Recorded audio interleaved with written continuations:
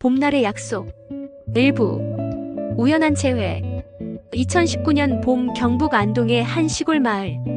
67세의 박정수 씨는 아내를 떠나보낸 지 3년째 되는 해였다. 매일 같은 시간에 일어나 혼자 밥을 지어 먹고 텃밭을 가꾸며 하루를 보내는 것이 일상의 전부였다. 그날도 여느 때처럼 읍내 오일장에 나갔다. 직접 기른 고추와 상추를 팔기 위해서였다. 장터 한 구석에 자리를 펴고 앉아 있는데 누군가 그의 이름을 불렀다. 정수야? 박정수 맞지? 돌아보니 머리가 하얗게 센 여인이 서 있었다. 얼굴은 주름으로 가득했지만 그 눈빛만은 여전히 맑았다. 혹시 순자니? 45년 만에 재회였다.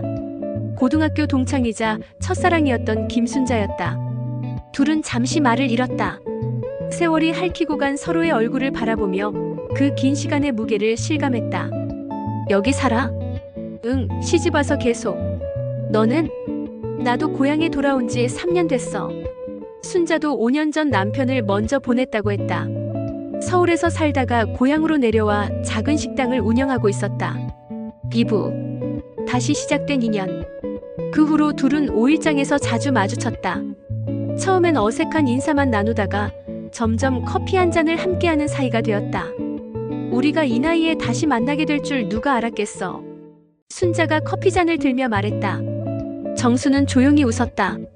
그때 왜 아무 말 없이 서울로 갔니? 45년 만에 꺼낸 질문이었다. 순자는 잠시 먼 곳을 바라보았다. 아버지 사업이 망해서 야반도주 하다시피 떠났어. 너한테 말도 못하고 미안했어, 정말로. 정수는 고개를 저었다. 이제 와서 원망해봤자 무슨 소용이 있겠는가. 둘은 매주 목요일 오후에 만나기로 약속했다. 순자의 식당에서 점심을 먹고 근처 하천 둘레길을 함께 걸었다. 처음엔 과거 이야기를 나누다가 점점 현재의 일상을 공유하게 되었다. 손자들이 다음 달에 온대. 녀석들이 할아버지 음식이 맛없다고 투정을 부려서 걱정이야. 정수가 한숨을 쉬며 말했다. 내가 반찬 좀 만들어줄까? 애들 좋아하는 거로. 순자의 제안에 정수는 손사래를 쳤지만 마음은 이미 고마움으로 가득했다. 3부. 마을의 수군거림. 작은 마을에서 두 사람의 만남이 비밀일 수는 없었다. 이내 동네 사람들 사이에서 수군거림이 시작되었다. 늙은 나이에 무슨 연애질이래? 자식들이 알면 뭐라고 하겠어? 정수의 아들 민호는 서울에서 회사를 다니고 있었다. 명절에 내려왔다가 동네 아주머니에게 아버지의 이야기를 듣게 되었다. 아버지, 요즘 누구 만나신다면서요? 민호의 물음에 정수는 당황했다. 그냥 동창이야. 옛날 동창. 아버지도 이제 혼자 사신 지 3년이 넘었으니 좋은 분이시면 저는 괜찮아요. 의외의 반응이었다. 민호는 아버지가 혼자 계시는 것이 늘 마음에 걸렸다고 했다. 하지만 순자의 딸 영희는 달랐다. 엄마, 이 나이에 무슨 생각이세요? 동네 사람들이 뭐라고 하는지 아세요? 영희는 강하게 반대했다. 엄마가 늦은 나이에 구설수에 오르는 것이 못마땅했다. 4부. 흔들리는 마음. 딸의 반대에 순자는 마음이 무거워졌다. 정수와의 만남을 그만둬야 하나 고민이 깊어졌다. 우리 그만 만날까? 어느 목요일 순자가 조심스럽게 말을 꺼냈다. 정수는 놀란 표정으로 그녀를 바라보았다. 영희가 반대하니? 순자는 고개를 끄덕였다. 우리 나이에 자식들 속 썩이면서까지 그럴 필요가 있을까 싶어서. 정수는 한동안 말이 없었다. 그러다가 천천히 입을 열었다. 순자야, 우리가 얼마나 살겠어? 70 가까운 나이에 10년? 20년? 그것도 건강하게 살 수 있을지 모르는데. 그는 잠시 숨을 고르고 계속했다. 난 아내를 잃고 나서 깨달았어. 하루하루가 얼마나 소중한지. 남은 날들을 외롭게 보내기엔 너무 아깝지 않니? 순자의 눈가에 눈물이 맺혔다. 5부. 용기. 그날 밤 순자는 딸 영희를 불렀다. 영희야, 엄마가 할 말이 있어. 순자는 차분하게 자신의 마음을 전했다. 정수와 함께 있을 때 느끼는 행복, 외로웠던 시간들이 따뜻하게 채워지는 기분, 그리고 남은 인생을 혼자가 아닌 둘이서 보내고 싶은 마음을. 엄마도 한 사람이야. 늙었다고 해서 감정이 없는 게 아니란다. 영희는 엄마의 떨리는 목소리를 들으며 마음이 흔들렸다. 엄마도 한 여자로서, 한 인간으로서 행복할 권리가 있다는 것을 새삼 깨달았다. 엄마, 정말 그분이 좋으세요? 응. 45년 전에도 좋았고 지금도 좋아.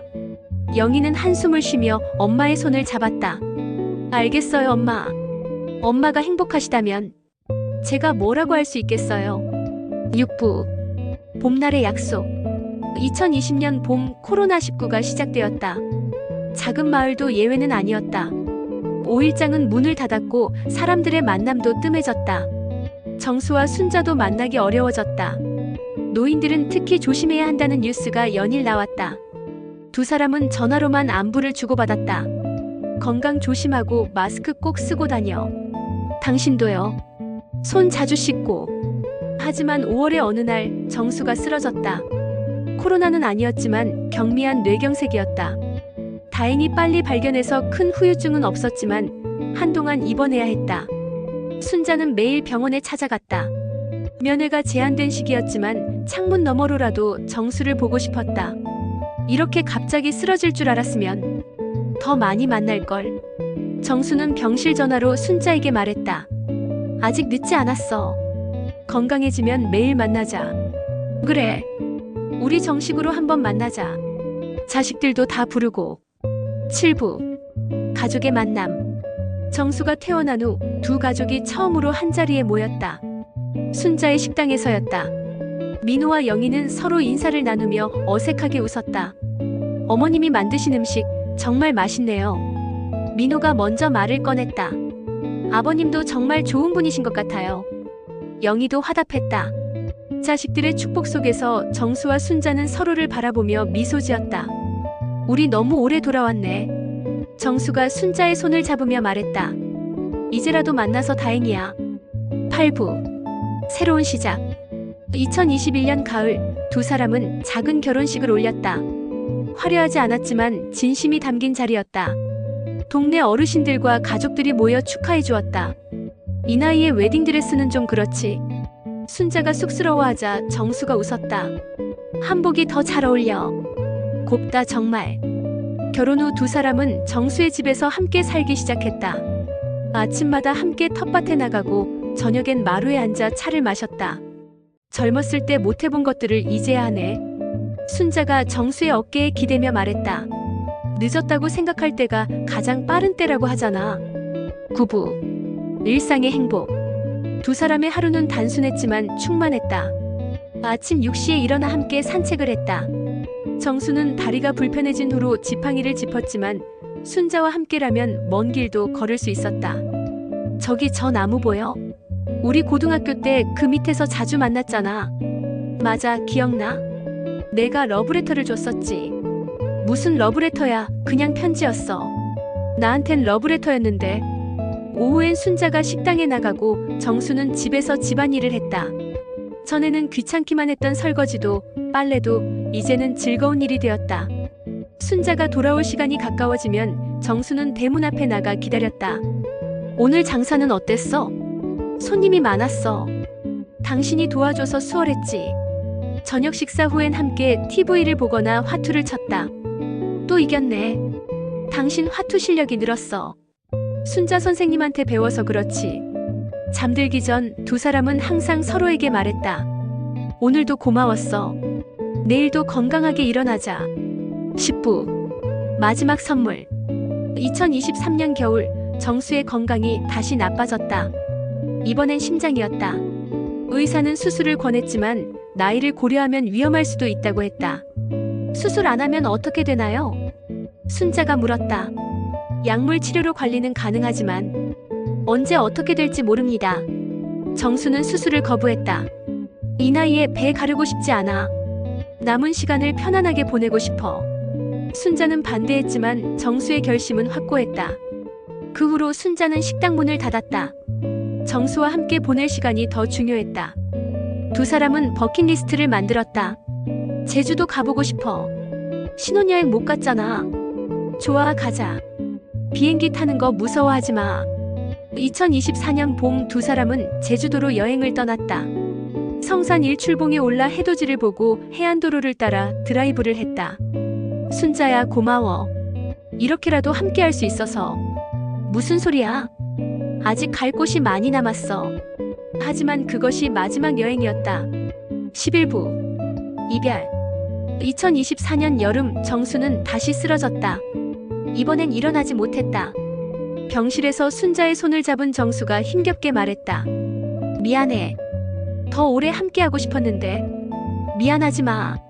이 몇 년이 내 인생에서 가장 행복한 시간이었어. 순자는 울지 않으려 애썼다. 정수가 편안하게 가길 바랐다. 다음 생에도 만나자. 그땐 일찍 만나서 오래오래 함께하자. 그래. 약속해. 정수는 미소를 지으며 눈을 감았다. 순자는 그의 손을 놓지 않았다. 12부 그 후 정수가 떠난 지 1년이 지났다. 순자는 여전히 그들의 집에 살고 있다. 매일 아침 정수가 가꾸던 텃밭에 나간다. 그가 심었던 상추와 고추가 여전히 자라고 있다. 당신이 좋아하던 고추가 참 잘 자랐어. 순자는 빈 의자에 대고 말하곤 한다. 민호와 영희가 자주 찾아온다. 이제 그들은 진짜 가족이 되었다. 어머니, 건강하셔야 해요. 아버지가 하늘에서 지켜보고 계실 거예요. 민호가 말하면 순자는 고개를 끄덕인다. 그래, 그이가 기다리고 있을 테니까. 건강하게 살아야지. 순자는 요즘 동네 노인정에서 한글을 가르친다. 정수가 살아있을 때 함께 계획했던 일이다. 할머니 선생님, 오늘은 뭐 배워요? 오늘은 편지 쓰는 법을 배울 거야. 마음을 전하는 방법을. 순자는 칠판에 글을 쓴다. 사랑하는 사람에게. 그리고 창밖을 바라본다. 정수와 함께 걸었던 길, 함께 앉았던 벤치가 보인다. 고마웠어, 정수야. 나에게 다시 사랑할 기회를 줘서. 바람이 불어 나뭇잎이 흔들린다. 마치 정수가 대답하는 것처럼. 에필로그. 2025년 봄, 순자는 75세가 되었다. 여전히 건강하고 여전히 매일을 충실히 살아간다. 그녀는 최근 일기를 쓰기 시작했다. 정수와의 추억을 잊지 않기 위해서다. 오늘도 당신 생각을 했어.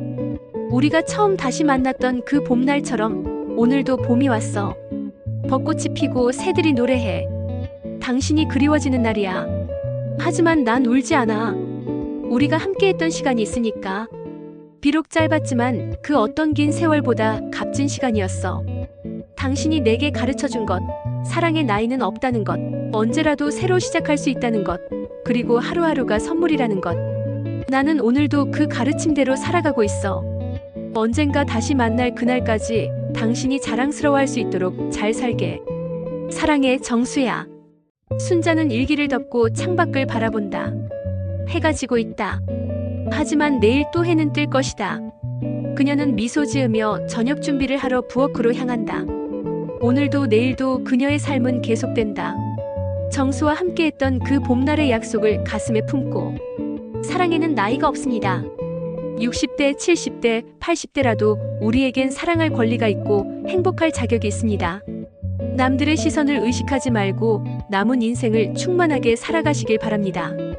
오늘 하루도 봄날처럼 따뜻하시게.